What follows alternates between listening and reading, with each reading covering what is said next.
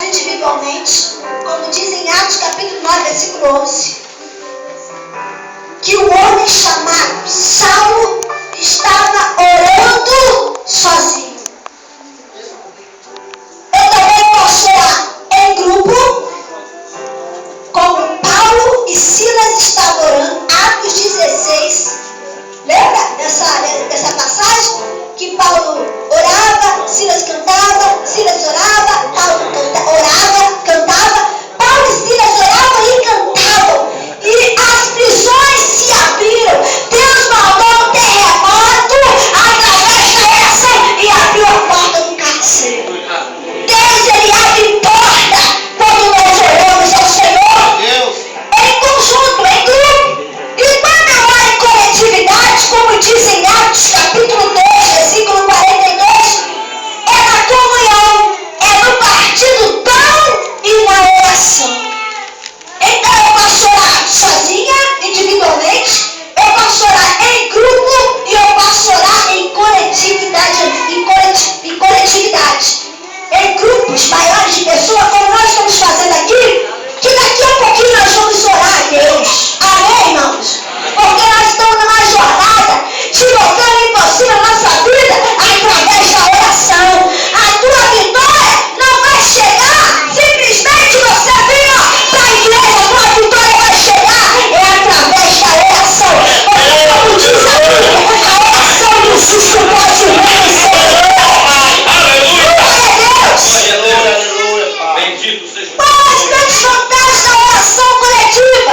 A vantagem é que a oração coletiva, ela traz a comunhão entre o povo de Deus, ela multiplica a nossa fé, e é por isso que nós, quando nós vamos orar agora, vamos fazer a oração da fé, tem um irmão orando, tem outro irmão orando, multiplica o que é na igreja, multiplica a fé e faz com que nós oramos em coletividade, e Deus, ele abençoa a nossa vida de maneira tremenda. E com certeza a garantida resposta de Deus é a vitória, é Deus respondendo a nossa oração. Agora, como diz em Mateus 21, 22, agora tipo de oração que a igreja nunca deveria de fazer. Sabe o que é isso? Oração sem fé. Oração sem fé. A gente nunca deve orar sem fé. Se não tem fé, então não ora. Porque sem fé é impossível agradar a Deus.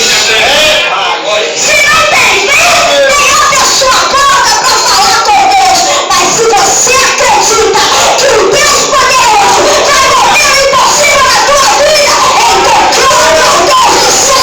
Porque Deus, ele vai mover a tua jornada e vai fazer o sobrenatural acontecer na tua vida no nome de Jesus. Eita glória! Por quê? Porque a oração sem fé, ela invalida a palavra de Deus.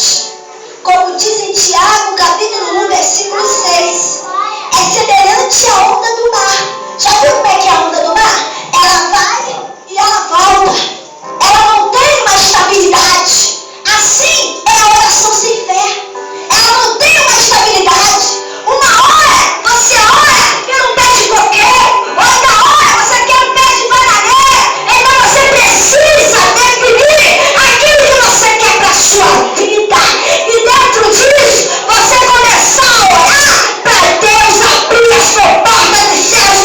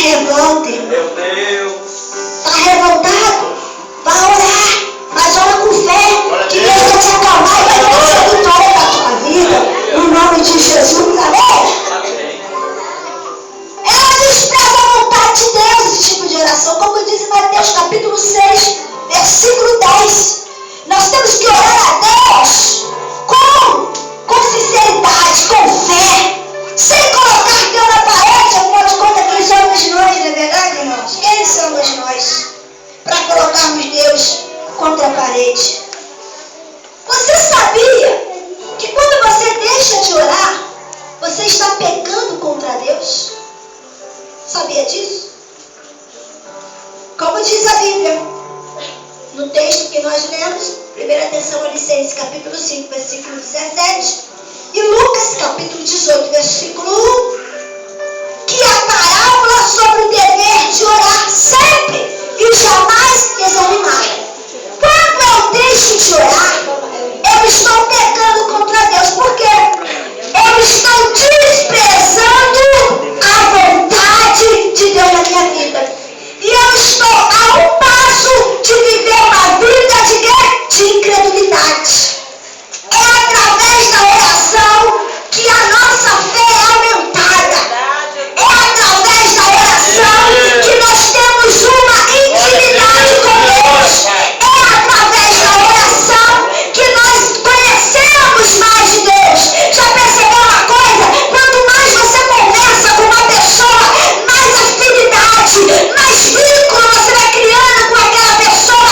É a mesma coisa, é Deus. Quanto mais eu falo com Ele, quanto mais eu converso com Ele, através da oração, mais afinidade eu tenho com Ele, mais conhecimento eu tenho com Ele, mais eu conheço Ele, mais eu aprendo com Ele, quando eu tenho um diálogo com Deus. Então, deixar de orar é a mesma coisa que dar um passo para a incredulidade.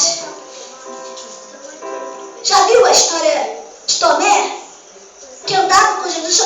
É tu mesmo que é o Cristo? Então deixa eu ver as suas mãos.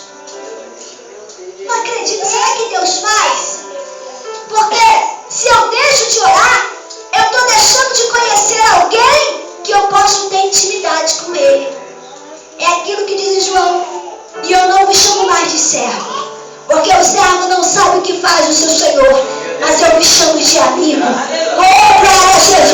Quando está em seu culto, Jesus, levanta sua mão nessa noite e diga glória a Deus!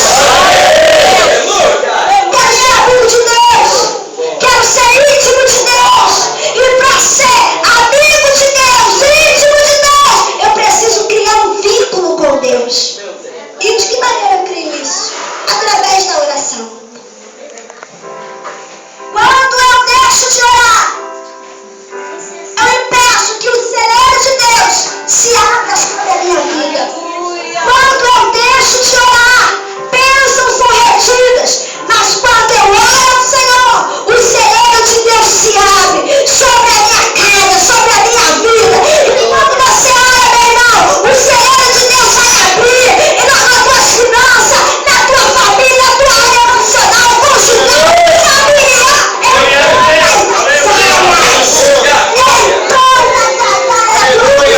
Será abençoado. Em todas as áreas da tua vida será restituído por Deus. Glória a Deus, aleluia.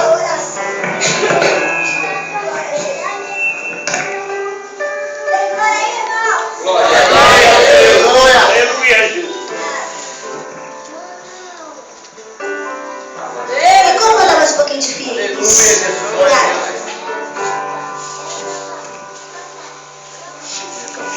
Quando a igreja deixa de orar, como diz Mateus capítulo 6, versículo 11, ela acaba experimentando a escassez. Não vive o impossível, como diz a campanha. Não vive o sobrenatural de Deus. Mas ela acaba experimentando, sabe o quê? A escassez na sua vida. Por isso que a igreja ela nunca deve deixar de orar.